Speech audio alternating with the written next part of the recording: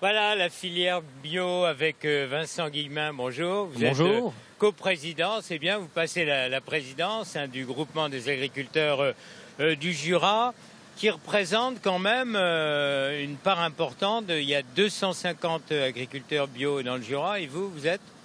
Alors nous sommes 130 adhérents actuellement en GAB. Nous espérons avoir un peu plus de participation. Alors, quels sont les profils de tous ces gens qui sont jeunes, hein, pour beaucoup? Ça y est, c'est parti, la destruction thermique des mauvaises herbes, en direct. On les entend pas crier, il n'y a pas de problème. Oui, donc quel est le profil de...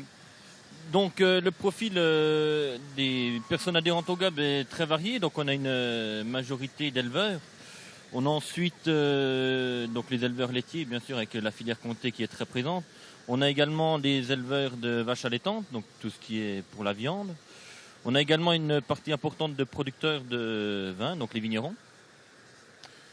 Et puis les maraîchers, Voilà, et puis des gens comme vous, donc des céréaliers. Alors parlez-nous un petit peu de vous. Vous êtes à Peseux, pas loin d'ici. Voilà, donc Peseux à côté de Chaussin.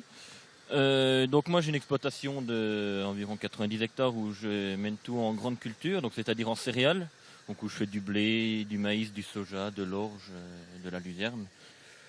Alors on va voir justement, c'est difficile de parler du bio en général, mais en particulier vous par exemple, en quoi vos céréales sont bio? C'est par rapport au traitement, par rapport à la graine déjà au départ?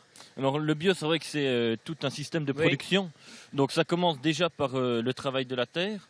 Donc on n'a plus le droit d'apporter des engrais chimiques de synthèse, donc tout ce qui est dérivé du pétrole et autres.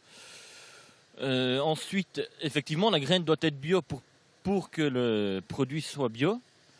Et ensuite, forcément, au niveau de tout ce qui est désherbant, destruction des insectes, tout ça, pour nous, c'est quasiment interdit.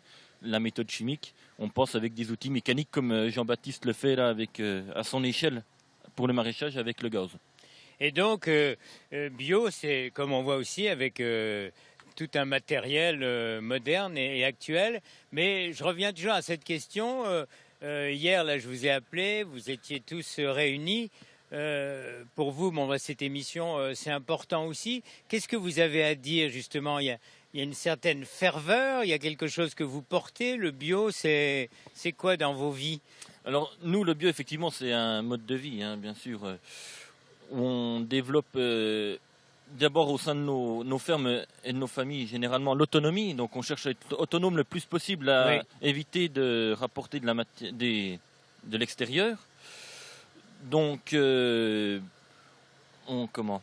Oui, c'est-à-dire que chacun produit bio, mais vit aussi d'une manière bio. Une question aussi importante, vous me disiez, pour ceux qui souhaiteraient d'ailleurs rentrer dans la filière, on recrute, et c'est un métier rentable, on peut le dire. Voilà, exactement. L'agriculture biologique, aujourd'hui, c'est un mode de production qui est en plein essor, notamment avec toutes les politiques qui sont mises en place au niveau national et européen.